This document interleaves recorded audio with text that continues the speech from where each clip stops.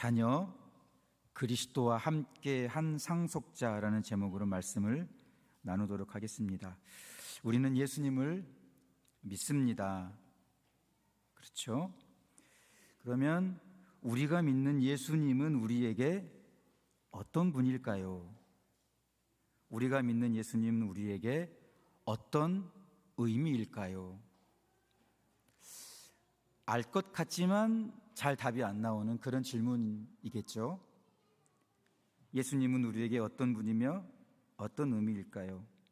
사도행전 2장 36절에서 오순절 날에 성령 충만을 받은 베드로는 성령이 말하게 하심을 따라 우리가 믿는 예수님이 우리에게 어떤 분이며 어떤 의미인지에 대해서 이렇게 선포합니다. 그런즉 이스라엘 온 집은 확실히 알지니, 확실히 알아라. 대충 알지 말고 확실히 알아라. 성령 충만을 받고 이렇게 설교하는 거죠, 베드로가. 너희가 십자가에 못 박은 이 예수를 하나님이 주와 그리스도가 되게 하셨느니라. 확실합니까? 확실히 알라고 우리에게 말씀해 주고 있습니다.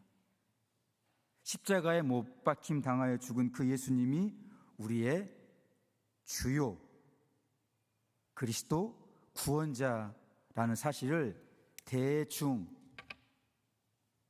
그냥 그런 거 이게 아니라 확실히 알라는 것입니다. 그 말은 우리의 삶에서 그 믿음이 고백으로 나올 수 있도록 해야 한다는 거죠. 이게 확실이라는 말의 의미이겠죠.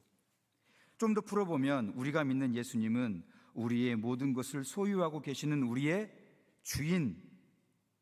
주인이시며 우리를 자신의 뜻대로 통치하고 다스리시는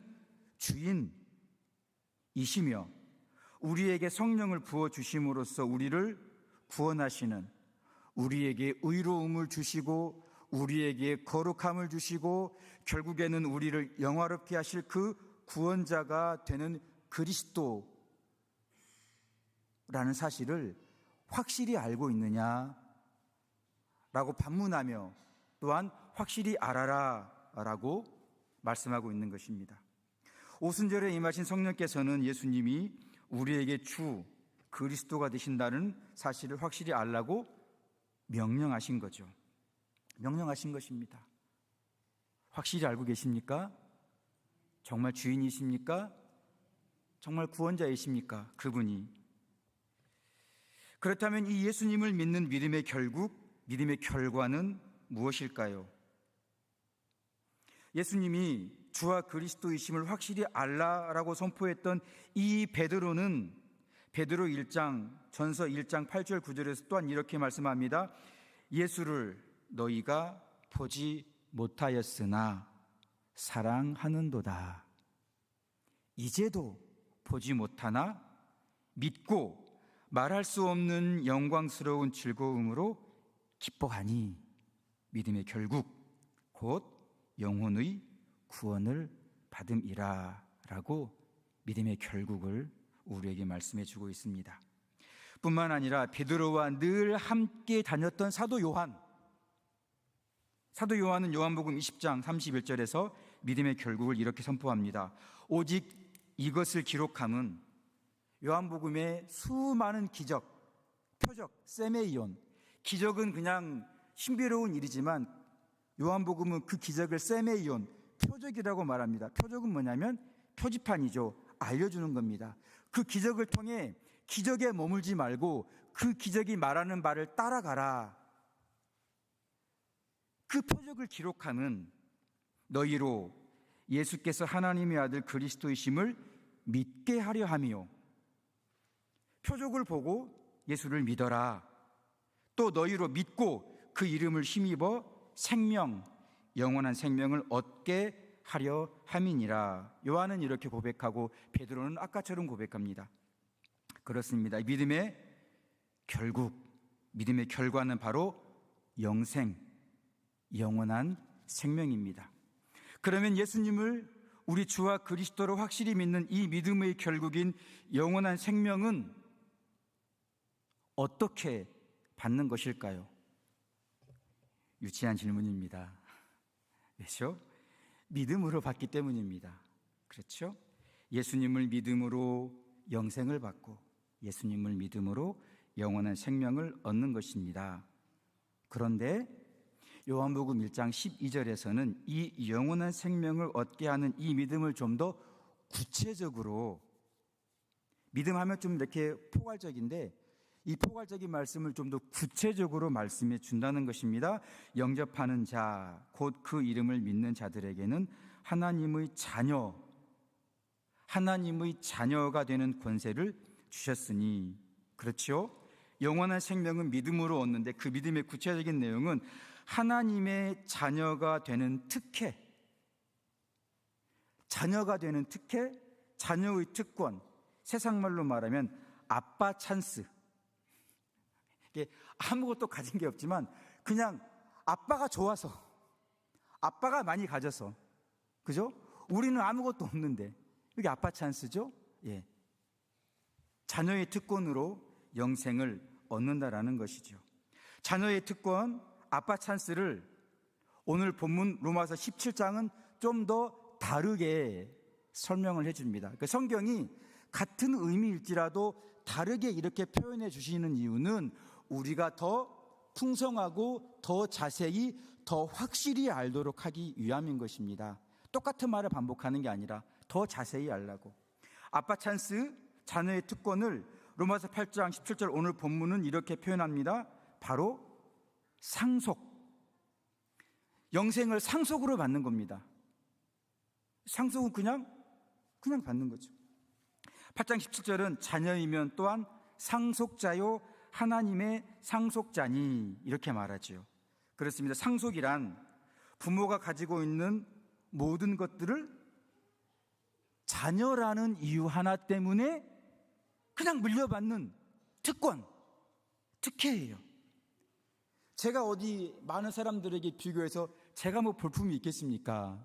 그런데 그냥 자녀가 되는 특권, 특혜, 아빠 찬스, 하나님 아빠 찬스를 가지고 그걸로 그냥 제가 영생을 받게 된다는 것입니다. 네, 영생은 바로 믿음을 통해 받는다는 이 말을 좀 더 풀어보면 상속으로, 자녀가 된 특권, 상속으로 얻게 되는 것입니다.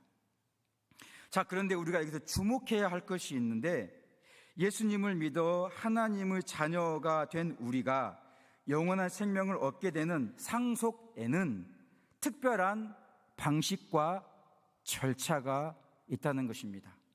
상속 방식과 절차가 특별히 있다는 거죠. 역시 오늘 본문 17절이 이렇게 말씀하고 있습니다. 자녀이면 또한 상속자 곧 하나님의 상속자요 그리스도와 함께한 상속자니. 그리스도와 함께한 상속자니. 그냥 상속자가 아니라 그리스도와 함께한 상속자, 공동 상속자라는 것입니다. 그냥 막 받는 게 아니라 그리스도와 함께 받는다는 거죠. 이 상속은 우리만 받는 게 아니죠. 함께 받는다는 것입니다. 그리스도와 함께 받는다는 것은 단순하게 예수님이랑 같이 영원한 생명을 상속받는다는 것이 아니라 예수 그리스도께서도 상속받은 방식이 있고요. 예수님도 이 영생, 영광을 상속받은 방식이 있습니다. 그냥 얼렁뚱땅 막 받는 게 아니라 방식대로 받았고 우리 역시 그리스도께서 상속받으신 방식대로 상속을 받는다. 이게 바로 그리스도와 함께 상속받는다는 것입니다.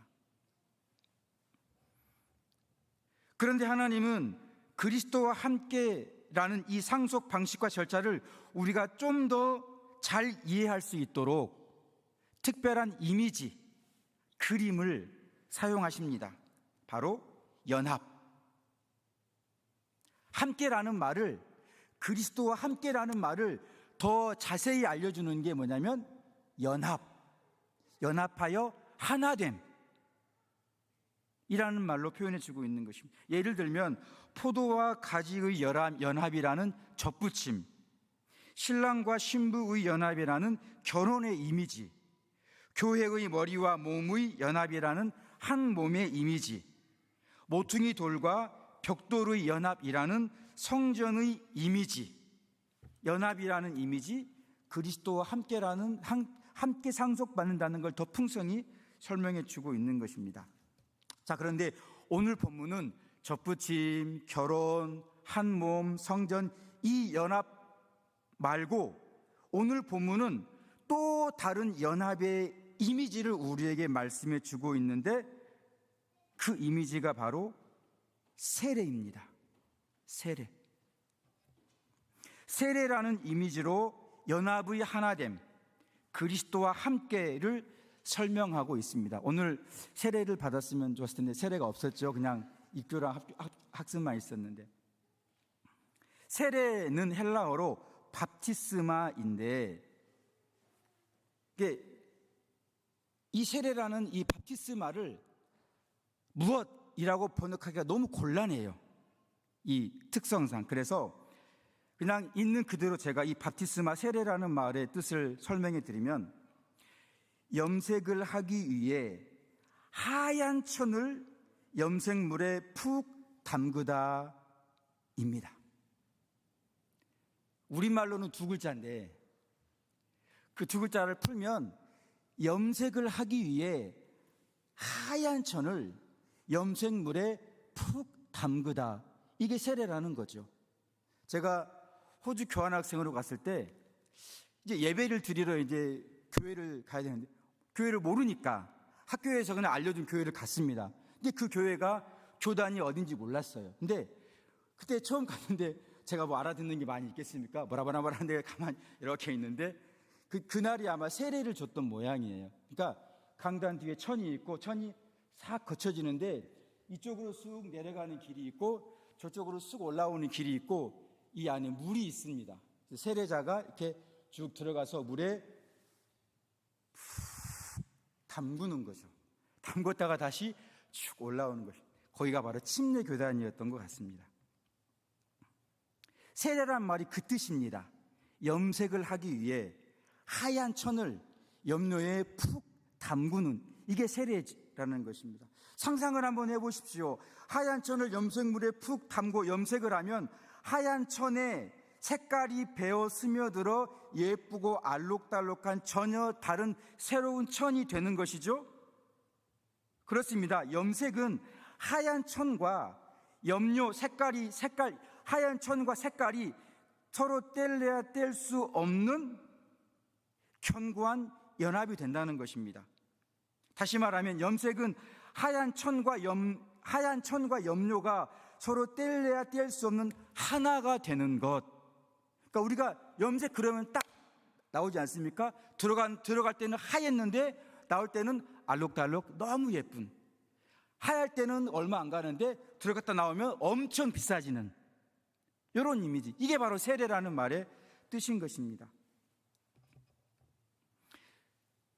하얀 천과 염료가 서로 뗄래야 뗄 수 없는, 빨아도 이제 안 지워지잖아요.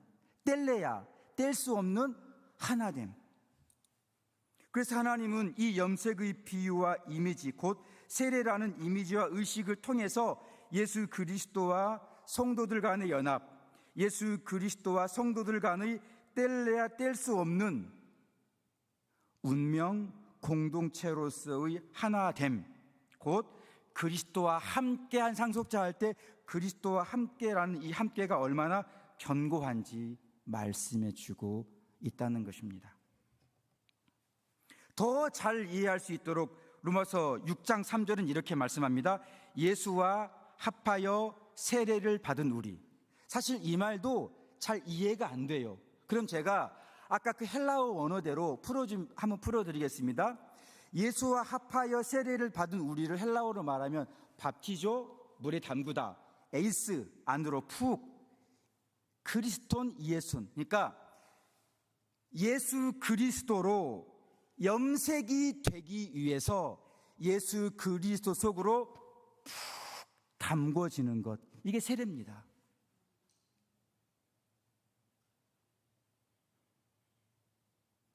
예수 그리스도로 염색이 됐으니까 우리 몸에서 우리가 나오겠습니까?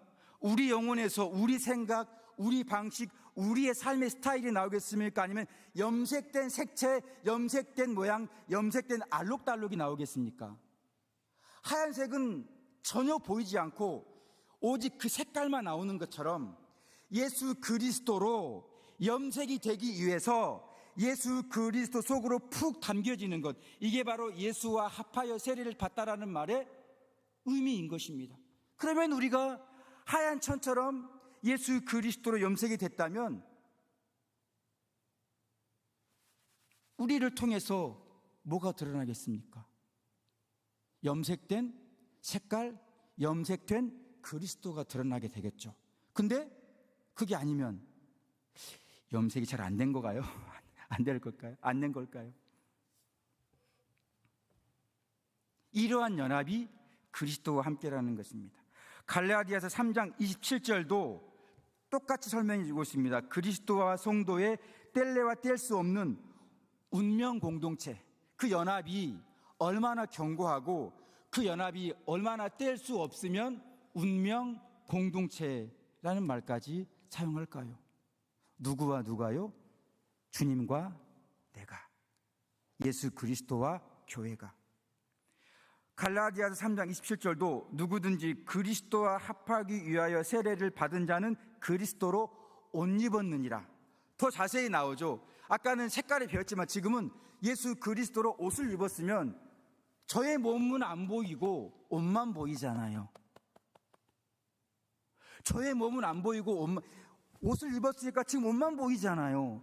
예수 그리스도로 옷을 입었으니까 예수 그리스도만 보이잖아요. 이게 세례의 의미인 것입니다.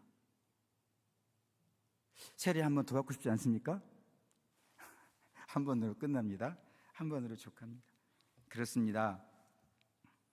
예수님과 우리가 뗄래야 뗄 수 없는 연합, 뗄래야 뗄 수 없는 연합, 운명 공동체로서의 하나됨의 상태에 있기 때문에 우리가 그리스도와 함께 상속자가 되는 것입니다. 나 혼자만 받는 게 아니라, 상속 절차와 방식이 됐으니까 받는 게 아니라 그리스도와 함께 받는다라는 거죠. 그러면 이렇게 연합된 상태에서 우리는 어떻게 영원한 생명을 상속받게 되는 것일까요? 로마서 8장 17절이 계속해서 설명해 주고 있습니다. 자녀이면 또한 상속자 곧 하나님의 상속자요 그리스도와 함께한 상속자니, 여기까지 했죠. 그 다음에 우리가 그와 함께 영광을 받기 위하여 고난도 함께 받아야 할 것이니라. 왜 영광을 받기 위하여 고난도 함께 받아야 됩니까? 염색이 됐기 때문에, 연합이 됐기 때문에, 주님과 내가 뗄래야 뗄 수 없는 그 견고한 연합으로 운명 공동체로 하나가 되어버렸기 때문에 예수님과 함께 영광을 받기 위해 고난도 함께 받아야 된다는 것입니다. 이게 하나님의 자녀됨의 의미인 것입니다. 그렇습니다. 그리스도께서 영광을 받기 위해서 고난을 받으셨던 것처럼 우리도 그리스도와 함께 영광스러운 영원한 생명을 상속받기 위해서 고난도 받아야 되는 것입니다. 자, 빌립보서 2장 5절에서 11절은 이 상속 방식을, 고난받음, 영광 받으심을, 이 상속 방식을 더 자세히 말씀해 주고 있습니다. 너무 잘 아는 말씀이죠. 너희 안에 이 마음을 품으라. 그리스도 예수의 마음이니 그는 근본 하나님의 본체시나 동등됨을 취할 것으로 여기지 아니하시고 오히려 자기를 비워 종의 형체를 가지사 사람들과 같이 되셨고 사람의 모양으로 나타나서 자기를 낮추시고 죽기까지 복종하셨으니 십자가에 죽으십니다. 여기까지가 바로 그리스도께서 받으신 고난입니다.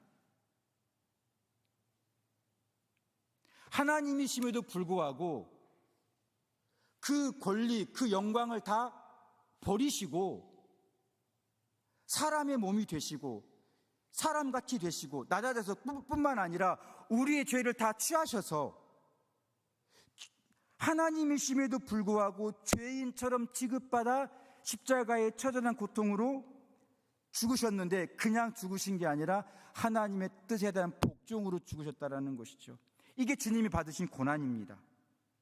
그리고 계속해서 9절 11절은 이렇게 말합니다. 이러므로 뭡니까? 그리스도께서 이렇게 고난을 받으셨으니 하나님이 그를 지극히 높여, 이제 고난받으신 그리스도께 영광이 주어지고 있습니다.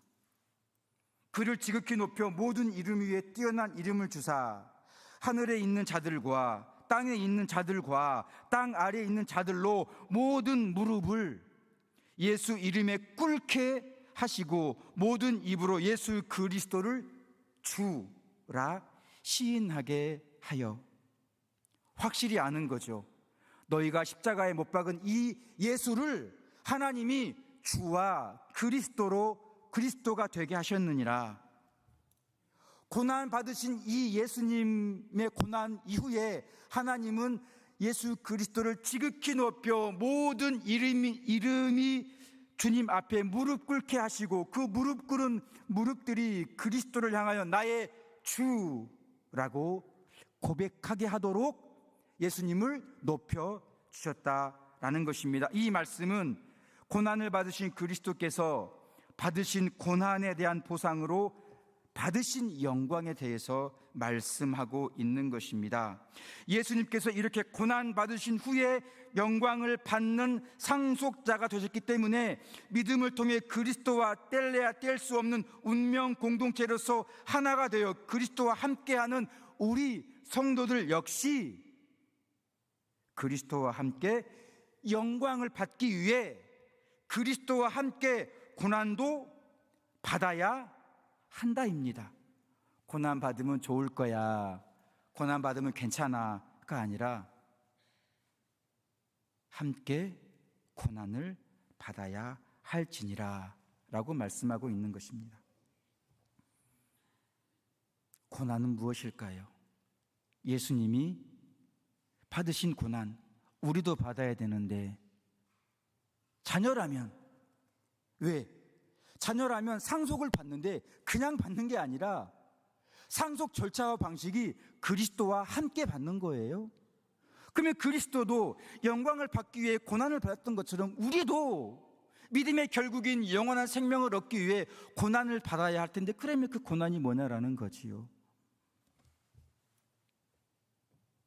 우리가 예수님의 고난을 생각할 때 주목해야 할 것이 있는데, 우리가 방금 전에 빌립보서 2장 말씀을 보았던 것처럼 성경은 그리스도의 고난이라는 말과 그리스도의 순종이라는 말을 동의어로 말씀한다는 것입니다.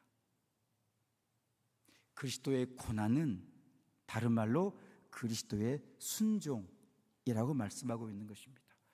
우리가 그리스도와 함께 영광을 얻기 위해 받아야 될 고난은 바로 순종이라는 것입니다. 고난 그러면 사실 우리가 어디 누군가의 핍박을 받고 괴롭힘이 억지로 당하고 그런 것도 없지는 않겠죠. 하지만 그 고난의 의미는 바로 순종을 말하고 있는 것입니다. 예수님께서 받으신 이 고난은 두 가지 순종으로 표현할 수가 있습니다. 첫째는 행하신 순종, 두 번째는 당하신 순종. 제 말은 아닙니다. 저가 배웠던 교수님의 어떤 이 말인데요. 행하신 순종과 당하신 순종. 먼저 예수님이 당하신 순종이라는 고난, 당하신 순종이라는 고난을 살펴보면 그것은 바로 자기 부인인 것입니다. 예수님이 당하신 고난이라는 순종은 바로 자기 부인이라는 거죠. 우리가 익히 알고 있는 것처럼 예수님은 죄인이 아닙니다. 죄가 하나도 없었기 때문에 죄에 대한 형벌과 대가로 십자가에 죽어야 할 그 어떤 이유도 없었습니다. 게다가 예수님은 지옥에서 받게 되는 하나님의 진노하심의 공포와 두려움이 어떤 건지를 아시고 십자가의 죽음마저 피하고 싶으셨습니다. 그럼에도 불구하고 예수님은 하나님을 사랑하여 죄인들을 구원하고자 하는 하나님의 뜻에, 예수님의 순종의 근원은 아무것도 없어요. 그냥 하나님을 사랑했습니다. 그 하나님이 죄인들의 멸망을 원치 않고 그 하나님께서 죄인들을 구원하시길 원했습니다. 그것이 하나님의 뜻이었습니다. 그래서 그 하나님의 뜻에 자신의 정당한 권리와 자신의 정당한 욕구마저 내려 놓으셨습니다. 이게 자기 부인인 것입니다. 예수님이 당하신 순종인 겁니다. 주님은 십자가 지실 이유가 하나도 없고 하등의 이유가 없습니다. 그럼에도 하나님을 너무 사랑하셨기 때문에 그냥 그 하나님의 뜻, 죄인의 멸망을 원치 않으시는, 죄인들의 파멸을 원치 않으시고 그들을 구원하시고자 하는 하나님의 그 뜻에 순종하여 자신이 가지고 있는 정당한 권리, 어떻게 죄가 없는지 죽음이라는 형벌을 받습니까? 권리 주장할 수 있죠.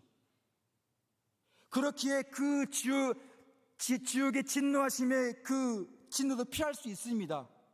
근데 그런 정당한 권리와 정당한 욕구를 하나님의 뜻 앞에 내려 놓는 자기 부인, 곧 당하신 순종을 행하셨던 것입니다. 또한 예수님은 죄인들의 죽음이 마땅하고 당연하였음에도 불구하고 죄인들을 사랑하여, 아까는 하나님을 사랑하여 자기 정당한 욕구와 권리를 내어놓으셨지만 이번에는 죄인들을, 저희들 같이 정말 아무것도 볼품이 없는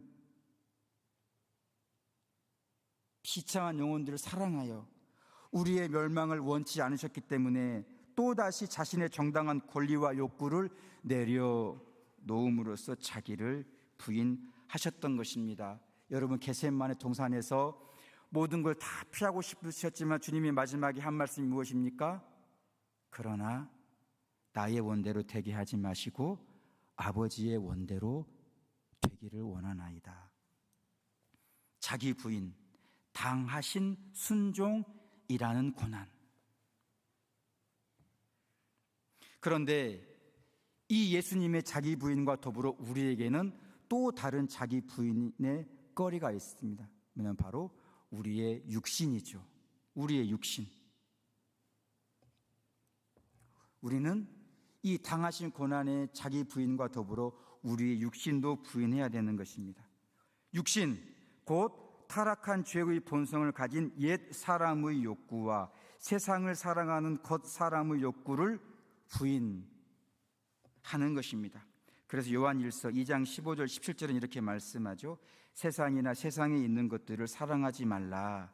누구든지 세상을 사랑하면 아버지의 사랑이 그 안에 있지 아니하니 이는 세상에 있는 모든 것이 육신의 정욕, 안목의 정욕, 이생의 자랑이니 다 아버지께로 온 것이 아니요 세상으로부터 온 것이라. 이 세상도 그 정욕도 지나가되 오직 하나님의 뜻을 행하는 자는 영원히 거하느니라. 이런 자기 부인도 우리의 고난이라는 거죠. 이런 자기, 육신의 정욕, 안목의 정욕, 이생의 자랑. 육신의 정욕이란 타락한 본성이 이끄는 대로 따라가는 삶을 말합니다. 다시 말하면 우리의 모든 행동의 출발점이 하나님을 향한 사랑에서 출발하는 것이 아니라, 이건 정욕이 아닙니다. 하나님을 향한 사랑에서 출발하는 것은 정욕이 아닙니다. 어떤 게 육신의 정욕일까요? 하나님을 향한 사랑에서 출발하는 것이 아니라 자기 자신의 유익과 자기 자신만의 기쁨과 자기 자신의 이로움만을 생각하는, 거기에서부터 출발하는 것이 육신의 정욕인 것입니다. 그 안에는 하나님 사랑이 없어요. 육신의 정욕에는 하나님 사랑이 없는 것입니다. 그거를 부인해야 한다는 거죠. 그리고 안목의 정욕, 이생의 자랑, 이것은 헛된 영광, 헛된 가치관입니다. 헛된 가치관이란 죽음과 함께 사라져버리는 것들을 가치 있게 여겨서 그것들을 쫓아가는 것입니다. 다시 말하면 영원하지 않는 것들을 가치 있게 여겨서 그것들을 쫓아가는 것입니다.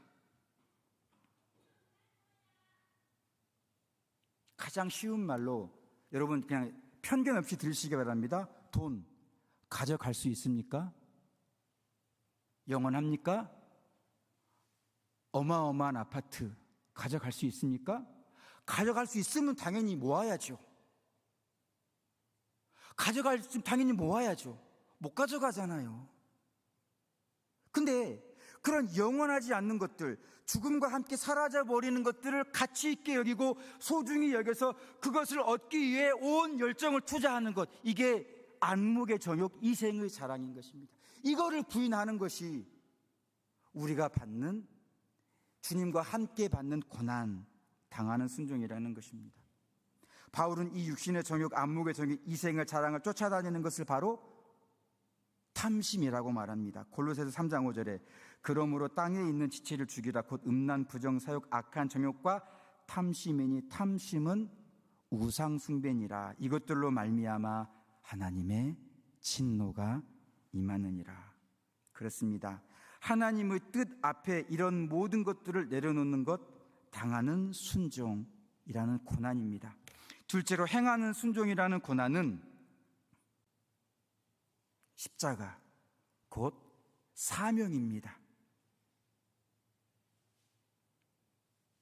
당하는 순종의 고난이 자기 부인이라면 행하는 순종의 고난은 사명, 십자가입니다. 하나님께서 성도 한 사람 한 사람을 흠도 없고 점도 없이 거룩하게 하시기 위해서 그들의 인생 위에 그들만의 멍에를 지워주신 십자가를 묵묵히 지고 가는 것입니다. 찬송가에도 우리의 십자가의 멍에를 지지 않은 사람이 누구냐라고 그 고백이 있지 않습니까? 우리 각자는 모두가 다 다를 뿐이지 자기만의 십자가, 자기 인생을 향한, 자기 삶을 향한 하나님의 뜻과 계획이 있다는 것입니다. 그 사명인 거죠. 우리를 통해서 하나님의 뜻을 이루기 위한 우리를 향한 계획이 있다는 것입니다. 그 계획을 힘들지라도 묵묵히 순종하는 것, 이게 행하는 순종이라는 고난인 것입니다. 다 다르게 십자가가 주어졌지만 그것이 무엇이든지 상관없이 자기에게 주어진 십자가를 묵묵히 지고 가는 것, 행하는 순종이라는 고난인 것입니다. 이렇게 예수님께서 당하신 순종이라는 고난과 행하신 순종이라는 고난을 받으신 후에 영광을 얻으셨던 것이기에 뗄래야 뗄 수 없는 운명 공동체로서 예수님과 하나 되는 세례를 받아 예수님과 함께 하나님의 자녀가 된 우리는, 그리스도와 함께 하나님의 자녀가 된 우리는 영원한 생명과 영광을 상속받기 위해 예수님과 같이 당하신 순종이라는 자기 부인의 고난을 받아야 하며 행하신 순종이라는 십자가의 사명의 고난을 받은 후에 믿음의 결국인 영생을 상속받게 되는 것입니다. 이것이 상속 절차와 방식입니다. 오늘 본문은 자녀이면 상속자요, 또 하나님의 상속자니, 그리스도와 함께한 상속자니, 그리스도께서 영광을 받으신 후에, 고난을 받으신 후에 영광을 받으셨던 것처럼 우리 역시, 우리는 자녀라는 말은 쉽게 하는데 우리가 그리스도와 함께 자녀가 된다는 것은 잘 모릅니다. 인식하지 못합니다. 왜요? 세례의 의미를 우리가 제대로 알지 못하기 때문인 것이죠. 연합의 의미를 알지 못하기 때문에, 연합됐기 때문에 그리스도와 같은 방식으로 우리도 상속을 얻게 되는 것입니다.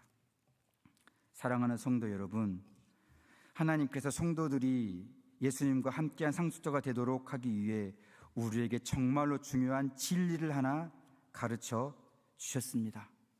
이런 상속자가 되는 방법이 있다.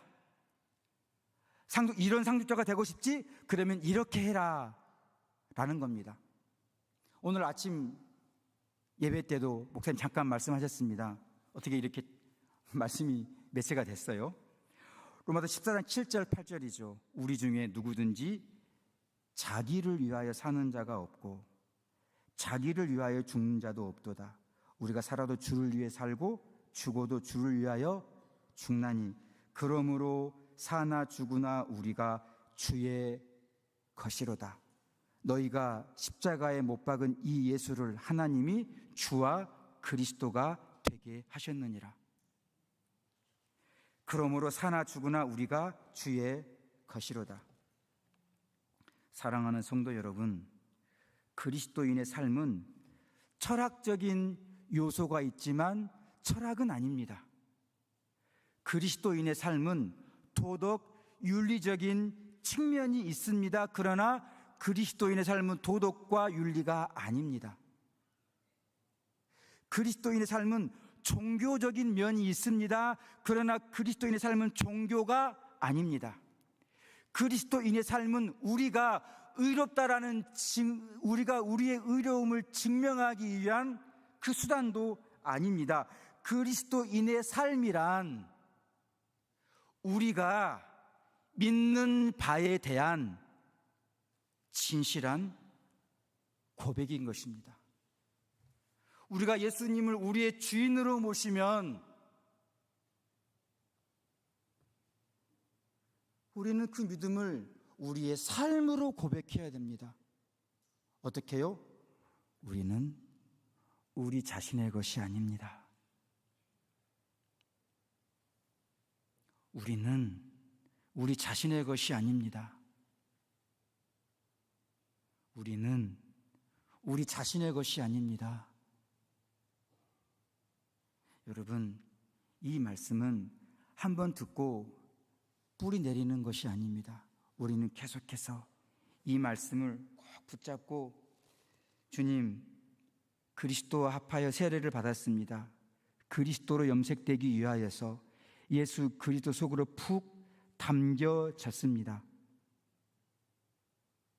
그래서 예수 그리스도께서는 우리의 주와 그리스도가 되셨고, 그러므로 우리는 우리의 것이 아닙니다. 우리는 우리의 것이 아닙니다. 우리는 우리의 것이 아닙니다. 우리는 우리 자신의 것이 아닙니다. 우리는 우리 자신의 것이 아닙니다. 그러니 하나님을 찾게 하옵소서. 왜? 우리 게 아닌데, 우리 게 아니면 누굴 걸 찾아야 됩니까? 우리 게 아니면 주인의 것을 찾아야죠. 그러니까 이런 고백을 한 사람들은 계속 하나님께 묻는 겁니다. 왜? 내 게 아니잖아요. 돈도 내 게 아니니까 내 마음대로 안 쓰고 하나님 이거 어떻게 써야 되죠? 이게 그리스도인의 삶인 것입니다. 왜? 그리스도인의 삶은 철학, 종교, 도덕, 윤리가 아니라 우리가 예수님을 어떻게 믿느냐에 대한 고백을 하는 고백입니다. 예수님을 주와 그리스도로 우리에게 만들게 하셨으면 우리가 주께 무릎을 꿇고 우리는 우리의 것이 아니니 주여 우리가 어떻게 해야 됩니까? 우리가 이걸 어떻게 해야 됩니까? 우리가 이걸 이 관계 속에서 어떻게 헤쳐나가야 됩니까? 물어야죠. 우리 게 아니잖아요. 내 생각도 우리 게 아니잖아요. 내 육체도 우리 게 아니잖아요. 내 마음도 우리 게 아니잖아요. 내 감정도 우리 게 아니잖아요. 그럼 물어야죠. 묻고 찾아야죠. 그래서 인도함 받아야죠. 그래서 오늘 읽지 않았지만 로마서 8장 14절은 이렇게 말씀합니다. 무릇 하나님의 영으로 인도함을 받는 사람은 곧 하나님의 아들이라. 무릇 하나님의 영으로 인도함을 받는 사람은 하나님의 아들이라. 그냥 되는 것이 아니라 우리는 우리의 것이 아닙니다. 그러니까 계속해서 주의 뜻을 찾습니다. 주의 뜻을 구합니다. 그러다 보니까 우리가 주의 인도하심을 받게 되는 것입니다. 그 사람이 하나님의 아들이라고, 자녀라고 오늘 로마서가 우리에게 말씀해 주고 있는 것입니다. 사랑하는 성도 여러분, 이런 입술의 고백, 이런 심령의 고백, 이런 삶의 고백을 통해 당하는 순종이라는 자기 부인의 고난과 행하는 순종이라는 십자가를 지는 고난을 감당함으로 자녀, 그리스도와 함께한 상속자가 되시기를 우리 구주 예수님의 이름으로 축복하고 또 축복하고 또 축복합니다. 기도하겠습니다. 하나님 아버지, 감사합니다. 부족한 종의 입술을 통하여서 믿음의 결국인 영원한 생명을 어떻게 상속받는지 깊이 정확히 가르쳐 주심을 감사합니다. 이 말씀을 깊이 받아들이고 우리가 이 말씀을 우리의 삶의 고백으로 담아낼 수 있도록 축복하여 주시옵소서. 예수님의 이름으로 기도드립니다.